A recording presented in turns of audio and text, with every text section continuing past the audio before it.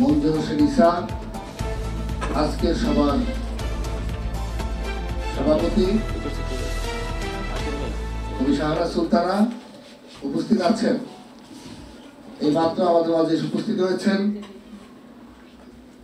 বাংলাদেশের গণতান্ত্রিক আন্দোলনের এক উজ্জ্বল নক্ষত্র, বাংলাদেশ জাসদের সংগ্রামী সাধারণ সম্পাদক, সাবেক এমপি, বীর মুক্তিযোদ্ধা জনাব নাজমুল হক প্রধান আমাদের মাঝে উপস্থিত হয়েছেন। শেরে বাংলা, বাংলার বাঘ নামে খ্যাত তার সৌভাগ্য এবং সবথেকে বাংলাদেশের প্রিয় একজন মানুষ জনাব মাহবুব মোর্শেদ উপস্থিত আছেন। আমাদের অনেকে এখানে উপস্থিত আছেন, অল্প কিছুক্ষণের মধ্যে সকলে এসে পড়বেন। আমাদের যারা অতিথি আছেন, আমরা বলতে যাচ্ছি 1971 সালের 1 মার্চ যখন অ্যাসেম্বলি বন্ধ করে দেওয়া হয়, স্বাধিকার আন্দোলনের জাতিকে হতাশ করে।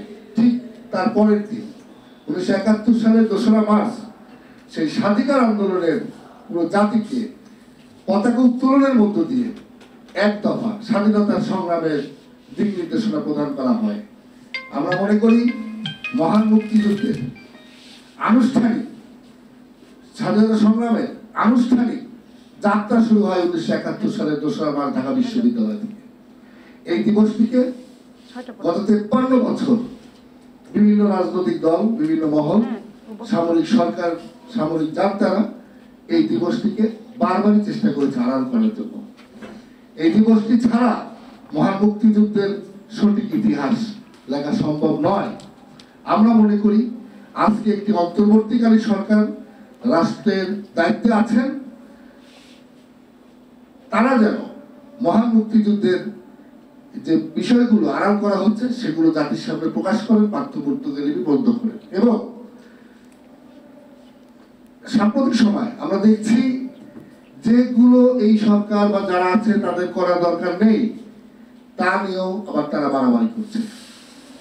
আমি বলতে চাই মহান মুক্তিযুদ্ধের যে মূলনীতি ছিল সেটা পরিবর্তন করার ম্যান্ডেট কিন্তু আপনাদেরকে দেশের মানুষ দেয়নি।